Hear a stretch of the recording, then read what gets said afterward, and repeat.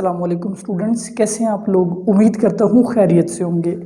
आज हम लोग एक बहुत आसान लेकिन इंटरेस्टिंग टॉपिक पढ़ेंगे। ये अहम टॉपिक है और ये होगा जीन सीक्वेंसिंग।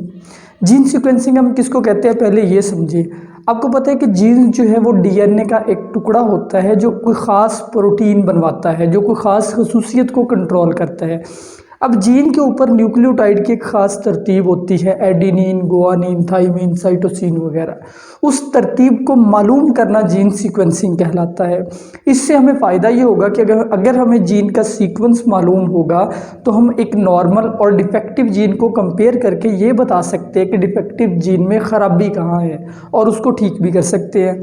तो स्टूडेंट्स, जीन सीक्वेंसिंग स्टार्ट हुई थी 1970 में, जब ये पता चला कि डीएनए को काटना और एक जानदार से दूसरे में डालना पॉसिबल है। उस टाइम के बाद साइंसदानों ने जीन सीक्वेंसिंग की कोशिश की। 3 स्टेप्स है जीन सीक्वेंसिंग करने के, यानी जीन का ऑर्डर मालूम करने के। तो पहले नंबर पे to generate pieces of DNA. Suppose आपके पास जो डीएनए का डबल स्ट्रैंड है, पहले तो आप उस डबल स्ट्रैंड को सिंगल में कन्वर्ट करेंगे, ठीक है। फिर उस सिंगल स्ट्रैंड के पीसीज बनाएंगे और पीसीज जो है वो starting from same point ending at different point, जैसे आप यहाँ पे पीसीज देख सकते हैं। फिर उन पीसीज को सेपरेट करना है और सेपरेट उनकी लेंथ की बेस पे करना है। और उसके लिए ज़ाहिर बात है, पिछले लेक्चर में आप लोगों को बता चुका हूँ, एगरोज जेल इस्तेमाल होगी, जिस पे थोड़ी देर में बात करते हैं। फिर उस सीक्वेंस को रीड करना है from top to bottom, from bottom to top, यानी जो फ्रेगमेंट सबसे छोटा होगा, लाइक यहाँ पे जो सबसे छोटा है ये सबसे नीचे आ जाएगा, उससे बड़ा उससे ऊपर, तो आपने इनको बॉटम से टॉप की तरफ रीड करते जाना है। तो ये जो सेगमेंट बनाने का अमल है, यानी कि ये जो डीएनए को पीसीज में स्प्लिट करना है, ये बड़ा अहम है। अगर आप उनको पीसीज में कन्वर्ट कर लें स्मॉलर से लार्जर की तरफ, फिर आप उसको रीड कर सकते हैं। तो 2 मेथड है पीसीज बनाने के। एक मैक्सम गिलबर्ट का मेथड है। ये मेथड 1977 में बनाया गया था और 2 साइंसदानों ने बनाया है। एक का नाम मैक्सम है, दूसरे का नाम गिलबर्ट है। इन दोनों ने ये मेथड दिया। इनके मेथड के मुताबिक DNA thread is chemically cut into pieces by special chemical Regents. हम रीएजेंट्स को यूज़ करते हैं, लाइक ये डीएनए का एक पीसीज है, फिर इसके छोटे पीसेस बनाने हैं इस तरह। और इसके लिए क्या यूज़ करना है, इसके लिए एंड के ऊपर आपने कोई मॉडिफाइड केमिकल यूज़ करना है, ठीक है। ये मॉडिफाइड केमिकल होगा जो इसको स्प्लिट करेगा पीसेस में। ये मेथड मैक्सम गिलबर्ट का है। हम इस पे बात नहीं करेंगे, हम थोड़ी सी बात करेंगे सेंगर के मेथड पे। इसको समझेंगे डिटेल में कि ये कैसे किया जाता है। तो स्टूडेंट, सेंगर का मेथड करने के लिए फर्स्टली आपको क्या करना पड़ता है, लाइक ये हमारे पास जीन है जिसमें आप ए से लेके ये तरतीब कुछ लिखी हुई टी तक देख सकते हैं। आपने इसके पीसेस करने हैं, छोटे छोटे छोटे, सबसे छोटे करके। यानी ये देखिए, पहला जो पीस है उसके एंड पे टी आ रहा है, फिर सी है, तो अगले पीस के एंड पे सी है, फिर ए है, अगले पीस के एंड पे ए है, फिर जी है, जी है। यानी कि हर एक पीस स्टार्ट ए से हो रहा है, एंड जो है वो डिफरेंट पॉइंट पे हो रहा है। तो इस तरह जितने डीएनए में न्यूक्लियोटाइड है आप उतने ही पीस बना लेंगे, ठीक है। फिर आप इसको टॉप टू बॉटम, बॉटम से टॉप की तरफ पढ़ते जाए तो सीक्वेंस मालूम हो जाएगा। जैसे ए पहला न्यूक्लियोटाइड, टी दूसरा, जी तीसरा, सी अगला, इस तरह से, ठीक है। ये 5 प्राइम एंड है और ये इधर जो है ये 3 प्राइम एंड होगा। अब ये पीसेस बनाए कैसे जाते हैं सेंगर के मेथड में, उसके लिए ये तरीकेकार देखें। सेंगर के मेथड में हम क्या करते हैं, हम बीकर ले लेते हैं, 4 टेस्ट ट्यूब ले लेते हैं। उन चारों टेस्ट ट्यूब में हम अपना रिक्वायर्ड जीन डाल देते हैं। फिर क्या करते हैं, फिर उसकी रेप्लिकेशन करवाते हैं डीएनए पॉलीमरेज एंजाइम के ज़रिए से। अब रेप्लिकेशन के दौरान आप क्या ऐड करते हैं, आप उसमें नॉर्मल न्यूक्लियोटाइड ऐड कर देते हैं, यानी कि नॉर्मल न्यूक्लियोटाइड ए, टी, जी, सी चारों ही ऐड करते हैं। और बीच में आप थोड़े से न्यूक्लियोटाइड ऐड करते हैं, कौन से, डाई डीऑक्सी वाले, डाई डीऑक्सी वाले। और यही इस मेथड का उसूल है। इसलिए सेंगर के मेथड को कहा जाता है डीएनए सिंथेसिस इज टर्मिनेटेड। इसमें आपने डीएनए की सिंथेसिस को रोकना है at different sites by di ribonucleotide. क्या यूज़ करना है, डाई डीऑक्सी। पहले डाई डीऑक्सी को सुने, ये होता क्या है। ये आप एक देख रहे हैं न्यूक्लियोटाइड, फिलहाल ये न्यूक्लियोटाइड नहीं है, इस वक्त न्यूक्लियोसाइड है। जिस वक्त बेस और शुगर, डीएनए में जो शुगर पाई जाती होती है वो होती है डीऑक्सीराइबोस शुगर। तो ये एक डीऑक्सीराइबोस शुगर है। जिस वक्त बेस और शुगर मिलती है, जो कम्बिनेशन बनता है उसको कहते हैं न्यूक्लियोसाइड। अब ज़रा गौर करना कि ये कार्बन नंबर 1 है, कार्बन नंबर 2 है, 3 है, 4 है, और जो 5 वाला कार्बन है वो स्टूडेंट्स यहाँ पे है CH2। अब ज़रा देखना, आमतौर पे इस शुगर में यहाँ पे होता है सेकंड कार्बन पे HOH, थर्ड पे होता है HOH। ये है इस वक्त डीऑक्सीराइबोस शुगर। याद रखें यहाँ पे थर्ड कार्बन पे क्या है, थर्ड कार्बन पे मौजूद है OH। तो ये जो थर्ड कार्बन है इसने अगले न्यूक्लियोटाइड से लिंक करना है, फिर उससे अगले के साथ लिंक करना है, और यूं DNA का एक पॉलीन्यूक्लियोटाइड स्ट्रैंड बनना है। अगर मैं यहाँ से O हटा दूं, सिर्फ क्या बचा H। अब इसका नाम होगा डीऑक्सी। डाई का मतलब है दो, डीऑक्सी का मतलब है दो ऑक्सीजन नहीं है एक जगह पे, यानी दूसरे कार्बन के साथ ऑक्सीजन ना होता फिर ये डीऑक्सी था। दो जगह पे ऑक्सीजन नहीं है, डाई डीऑक्सी है। अब ये बॉन्ड नहीं बनाएगा, यानी अगर मैं DNA के एंड पे कहीं पे ये वाला न्यूक्लियोटाइड पेश कर दूं, आगे बॉन्ड नहीं बनेगी, DNA की रेप्लिकेशन वहीं पे रुक जाएगी। हमने इसको यूज करना है, इस डाई डीऑक्सी को।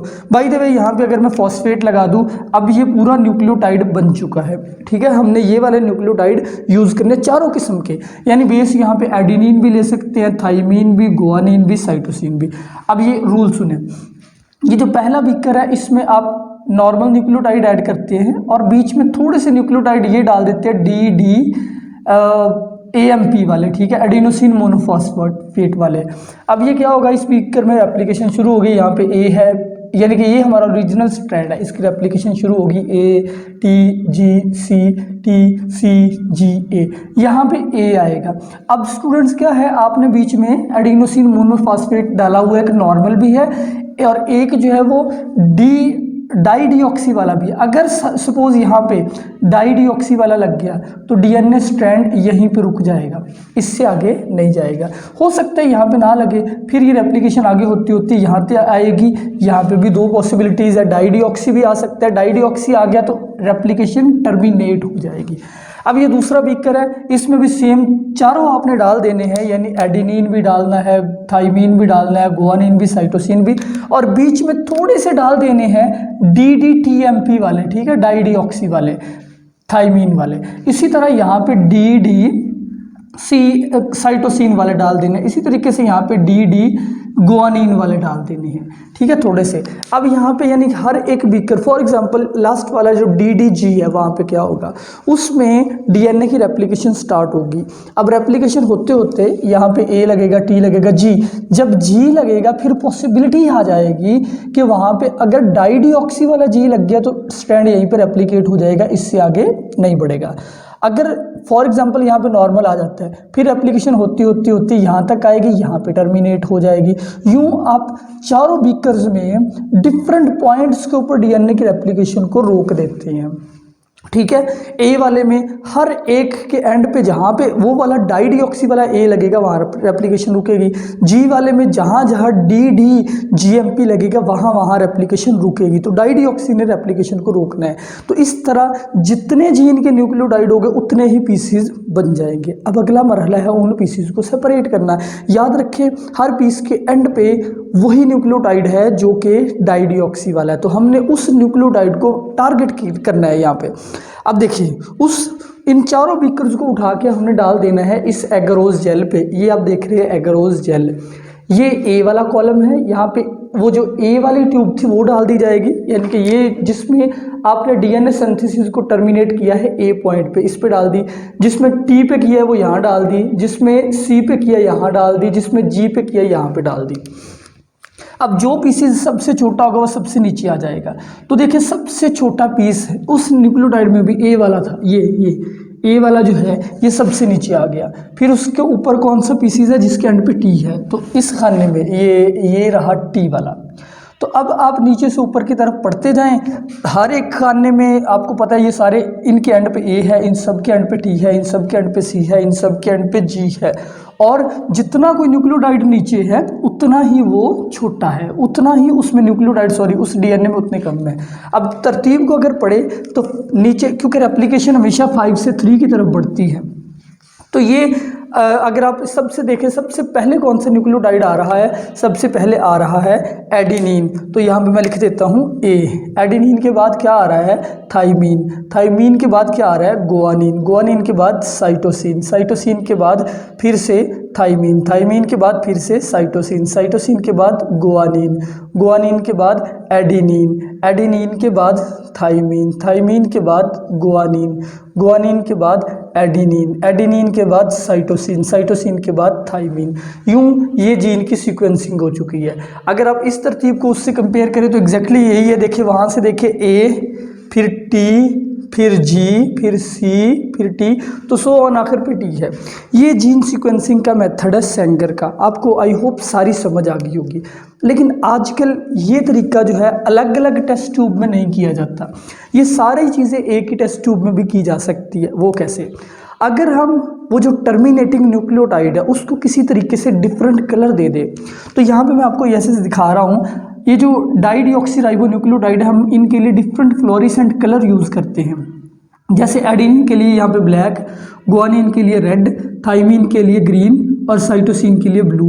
अब एक ही टेस्ट ट्यूब में ये सारे रिएजेंट डाले जाते हैं, रोबोटिक मशीनें यूज़ होती है, रोबोट यूज़ होते हैं, वो रिएजेंट्स को मिलाते हैं, सारे रिएजेंट्स इकट्ठे मिला दिए जाते हैं एक ही टेस्ट ट्यूब में।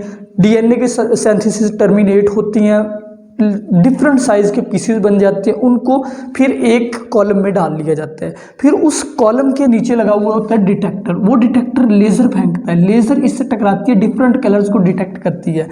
अब जैसे कि मैं आप लोगों को बता चुका हूँ, जैसे यहाँ पे देखिए जो ब्लैक कलर है वो ए के लिए मैंने यूज़ किया, तो जहाँ जहाँ ब्लैक है वहाँ वहाँ ए है। रेड कलर के लिए मैंने जी यूज़ किया है, तो जहाँ जहाँ रेड है वहाँ वहाँ क्या है, जी। जैसे ये जी और ये और ये। और ग्रीन कलर टी के लिए है, तो ये टी रहा, ये एक टी है बीच में, ये टी और फिर ये टी। और जो ब्लू कलर है वो सी के लिए है, तो यहाँ पे सी है, यहाँ पे सी है और यहाँ पे बीच में एक सी है। तो ये भी आप नीचे से ऊपर की तरफ तरतीब, यानी एक ही सिलेंडर के अंदर भी तरतीब मालूम की जा सकती है। उसके लिए डिटेक्टर होगा, डिटेक्टर कलर्स आइडेंटिफाई करेगा, लेज़र के ज़रिए कंप्यूटर को इन्फॉर्म करेगा, कंप्यूटर में वो तरतीब बनती जाएगी, ए, टी, जी, सी वगैरह। और आजकल पावरफुल कंप्यूटर यूज़ हो रहे हैं जो सारे प्रोग्राम को बड़ी जल्दी उसको डाटा के फॉर्म में शो कर देते हैं। और एक शॉर्ट क्वेश्चन है आखिर पे इसी टॉपिक का, बड़ा अहम शॉर्ट क्वेश्चन है कि किन किन जानदारों के डीएनए अब तक सीक्वेंस हो चुके हैं। तो देखिए, प्लांट के क्लोरोप्लास्ट को सीक्वेंस किया जा चुका है, एनिमल के माइटोकॉन्ड्रिया को, बैक्टीरियल सेल को, बैक्टीरियल कई किस्म के जो बैक्टीरियल सेल हैं उनको अभी तक सीक्वेंस किया जा चुका है, उनके अंदर डीएनए को, जीस्ट को किया जा चुका है, निमाटोड इस तरह का एक कीड़ा होता है जो राउंड वर्म इसको कहते हैं, उसको किया जा चुका है, और ड्रोसोफिला मक्खी है उसको किया जा चुका है। अरेबिडोप्सिस एक प्लांट है, मॉडल प्लांट है, यूज़ होता है स्टडी में, माउस के डीएनए को किया जा चुका है, और ह्यूमंस का डीएनए भी इवन अब तक सीक्वेंस हो चुका है, जिसको अगले लेक्चर में हम पढ़ेंगे। और ह्यूमंस के अंदर पाए जाने वाले कई पैथोजेंस का डीएनए भी सीक्वेंस हो चुका है। तो स्टूडेंट्स, ये था आज का लेक्चर। अगर कोई सवाल है वो ज़रूर कीजिए। अपना ख्याल रखिए। अल्लाह हाफिज़।